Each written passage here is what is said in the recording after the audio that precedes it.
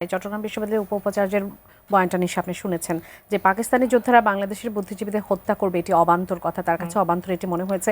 এটি নিয়ে শিবিরের পক্ষ থেকে নানা ধরনের কথা আমরা শুনেছি। এবং নারায়ণগঞ্জ মহানগর বিএনপির সদস্য সচিব একজন আবু আল ইউসুফ খান তিনি বলেছেন যে সেদিন পশ্চিম পাকিস্তানের হানাদার বাহিনী যে বুদ্ধিজীবীদের হত্যা করেছে এটার প্রমাণ কি?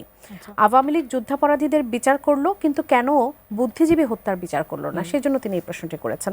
আর জামাতের সেক্রেটারি জেনারেল মিয়া গোলাম পরোয়ার তিনি বলেছেন যে ভারতের চক্রান্তে বুদ্ধিজীবীদের হত্যা করা হয়েছে।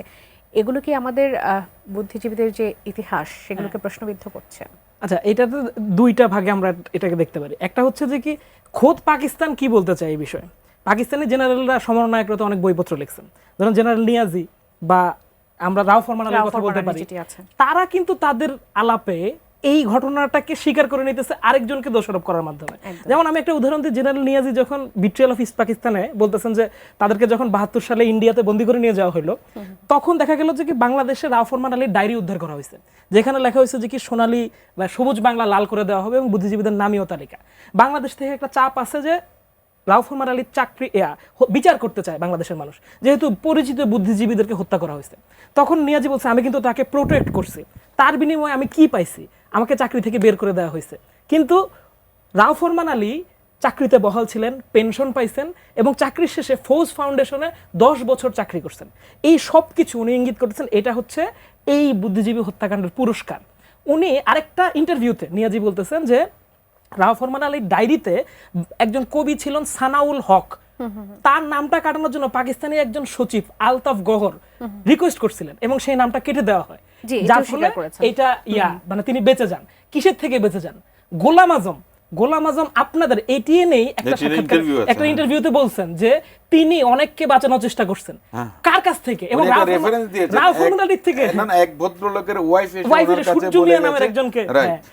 আমাদের এখানে সমস্যাটা কি আওয়ামী লীগ করছে দেখেন, সে হচ্ছে বুদ্ধিজীবীকে আলাদা একটা বর্গ করতে চাইছে, কিন্তু ৭১ শুরু থেকে শেষ পর্যন্তই কিন্তু ডাক্তার, শিক্ষক, কবি সবাই মারা গেছে, সবাইকে হত্যা করা হয়েছে। 14 ডিসেম্বর শুধু একবারই মারা হয়েছে তা না। যেমন ধরেন আমাদের আলতাফ মাহমুদ সুরকার, আলতাফ মাহমুদ আগস্টে মারা গেছেন। তাহলে এইটাকে কি আলাদা করবেন বুদ্ধিজীবী হত্যাকাণ্ডের প্ল্যানিং এর মধ্যে? আরেকটা বিষয় হচ্ছে একটা যুদ্ধের ভিতরে অনেক অ্যাসপেক্ট থাকে। আমাদের মুক্তিযুদ্ধে অনেক গ্রুপ কাজ করছে, এখানে যে বিচ্ছিন্নভাবে অন্য শক্তির কিছু ঘটনা ঘটে নাই এটা তো আমরা বলতে পারি না আমি এখন এসে। কিন্তু মোস্টলি পাকিস্তানি জেনারেলরা নিজেদের বইতে এই বুদ্ধিজীবী হত্যাকাণ্ডের প্ল্যানের কথা স্বীকার করে গেছে। এমনকি জামাতও তাদের যেসব প্রকাশনাগুলোতে পাকিস্তানে যে জামাতে ইসলাম আছে তারা তাদের লিটারেচারের ভিতরে বলতেছে যে কি যে এইখানে আলী হাসান মোহাম্মদ মুজাহিদ যে আল বদর বাহিনীর এখন মেনে নিতে কষ্ট হচ্ছে কেন তাদের?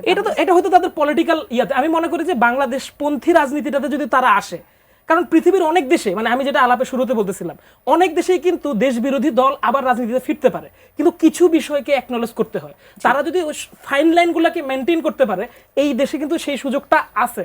কারণ অনেক দিন পার হয়ে গেছে, আমরা রুয়ান্ডাতে দেখছি এরকম কেস যে এই ঘটনাগুলো ঘটে। ফলে এই বাস্তবতাকে আমরা স্বীকার করি, কিন্তু তারপরেও জামাত যদি বারবার অস্বীকারের রাজনীতিটা করতে যায় তাহলে বাংলাদেশে তার জন্য রাজনীতি করাটা দুরূহ থেকে দুরূহতর হয়ে উঠতে থাকবে। একদম।